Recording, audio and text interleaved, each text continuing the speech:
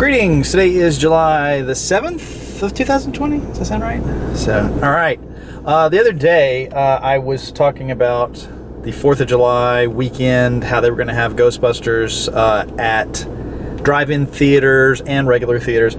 Apparently, they had such a fantastic weekend that Sony Pictures was #1 at the box office, chiefly due to Ghostbusters. So, well done, Ghost Heads.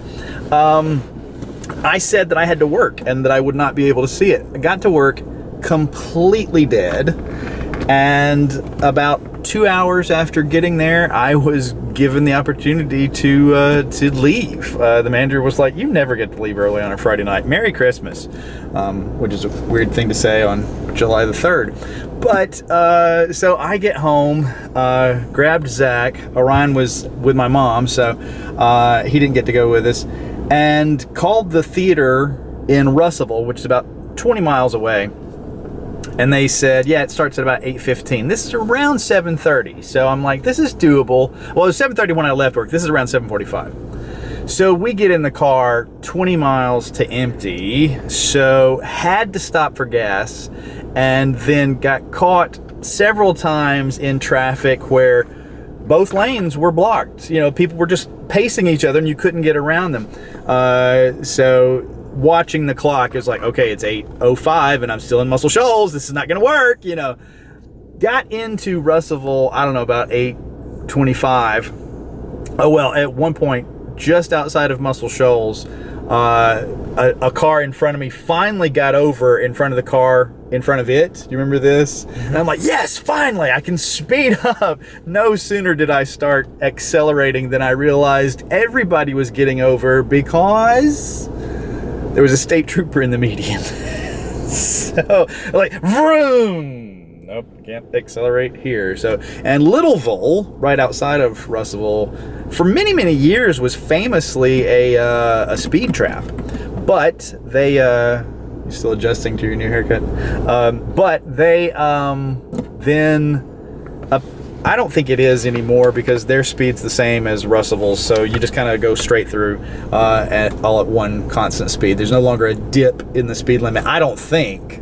Not that I've seen or observed. So, but famously around here, everybody used to be like, "Oh, you gotta slow down going through Littleville. It's a speed trap. It's a speed trap." So, but got there and then couldn't figure out how to get in the place. Made massive wrong turns. It is a little complicated if you've never driven there before. But got inside and the screen is still trivia. And I'm like, okay, they haven't started anything yet. We might see this. We might make it. So I'm just about to get my camera out, and after the second or third trivia that we saw, it comes up and it says Columbia. It's the old Columbia logo. But it said preview. It said the following preview, and the Columbia logo comes up, and I'm like, this is the movie.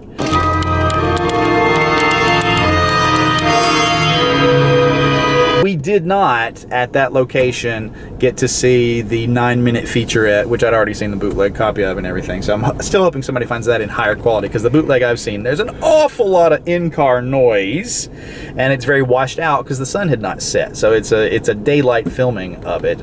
I haven't shown you that yet, have I? Okay, it's the cast from the original movie talking. That's from the 35th anniversary, so it's a slight recut of that.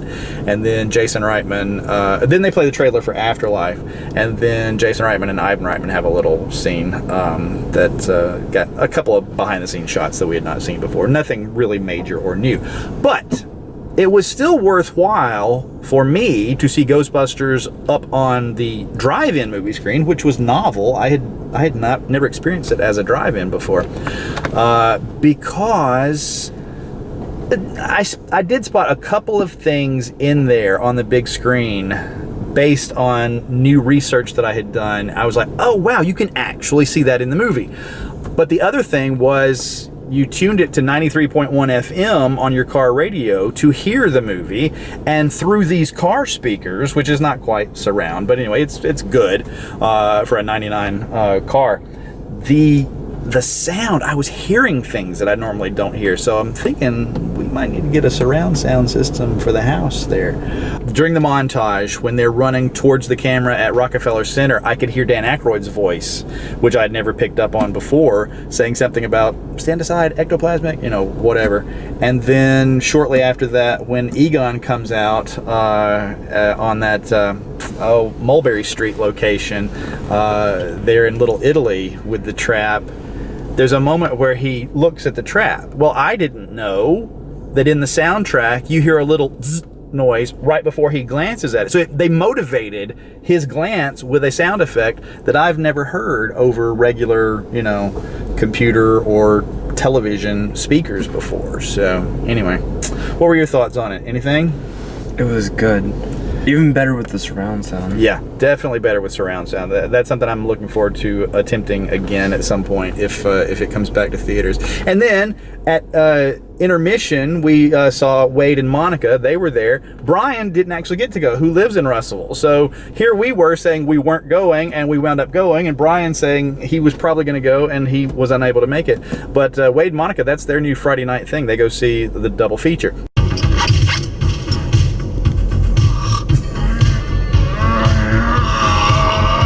Second movie I thought was the second Jumanji, and it turned out to be the third Jumanji. So we grabbed some burgers and fries and drinks and popcorn at I see you looking in the back seat. I already got all the popcorn out of the back seat at the little snack bar there at intermission, and then settled in to watch the rest or the second feature, which turned out to be Jumanji Next Level, which I actually like better than the previous Jumanji. So anyway, quite a good weekend for Sony, but we saw a lot of people leave at intermission. So there were far fewer cars after Ghostbusters was over. Even though the guy came over our radio announcing, said, try to pull over and put 2 cars between the posts as more people are coming in for the second feature. No, we saw fewer people for the second feature. Matter of fact, I pulled 2 entire lanes forward after the movie started and was like, I'll be considerate. I'll leave my headlights off when I do this, so I don't, flash the screen with my headlights and wash it out. We go on, watch the movie. It's getting late. We got home about 1 a.m. You noticed the people having car trouble trying to leave. You remember that? Mm-hmm. I said, what are you looking at over there? And you said they were having car trouble. Well, he said they were, I think they're dead in the water. Yeah. So they got somebody to jump them off. Apparently after that they left. And so the movie's about to end, and as the credits are rolling, some people's taillights ahead of me pop on as they're about to back away from the fence and leave.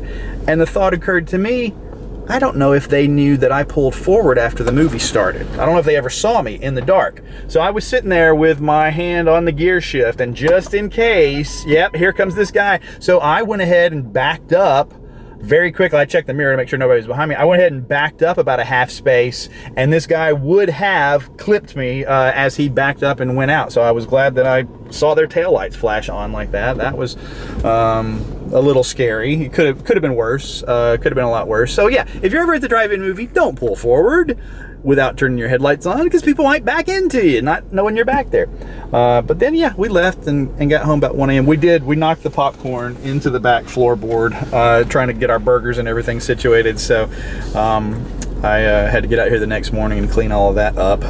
But yeah, had a lot of fun. $14 to see 2 movies, and then the snacks were probably about $13 worth of snacks that we bought, from what I recall. But yeah, if the opportunity presented itself again, I would definitely go back.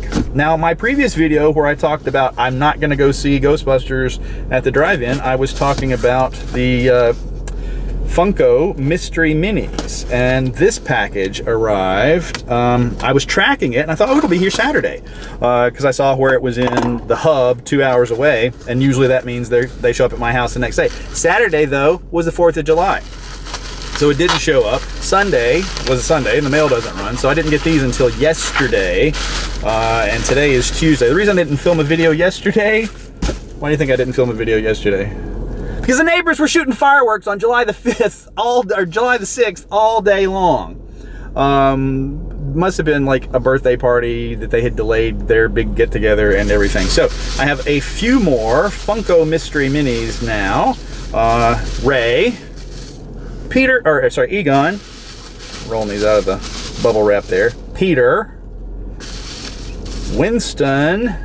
The funny thing is, I had a duplicate set of these in the first box that I bought, and I wound up selling them to Wade. But I got these 6 at a great price for the 6 of them. I didn't actually need all of them for custom work, but I bought them anyway. Egon with the marshmallow and Ray with the marshmallow. So I'm going to customize a Winston with marshmallow and a Peter with marshmallow. And what I'm thinking about doing is just adding tiny bits of marshmallow to this Peter and do a head swap for Winston with Egon, and then maybe take this Ray goggles and do a credit scene Ray marshmallow with the goggles on top of his head. So that's just a couple of the custom ideas that I have there for my Funko Mystery Minis collection. Pretty cool?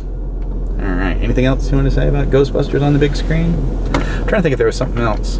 I tried to film some stuff, but it was just too dark, and if you were focused on the screen and then turned the camera at yourself, then you were completely blurry, so it's almost unusable footage. Oh, when the Stay Puft Marshmallow Man came on screen, and Dan Aykroyd says, "It's the Stay Puft Marshmallow Man." It's the Stay Puft Marshmallow Man. I had a bag of marshmallows that I'd grabbed as we went out the door and gave Zach a marshmallow or two, so that was the little surprise that I planned as we were grabbing and snatching and going out the doors. So, all right. Thank you for watching, and I hope everyone had a safe and happy 4th of July Independence weekend. Nobody steps on a church in my town. 1, 2.